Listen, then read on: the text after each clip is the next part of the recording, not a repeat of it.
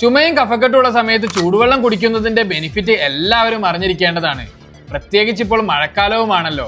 അപ്പോൾ കഫക്കെട്ടുള്ള സമയത്ത് ചൂടുവെള്ളം കുടിക്കുന്നതിലൂടെ കഫം പെട്ടെന്ന് തന്നെ ലൂസാകാനും ചുമയ്ക്കുമ്പോൾ കഫത്തിന് വളരെ ഈസി ആയിട്ട് പുറത്തേക്ക് വരാനും സഹായിക്കും.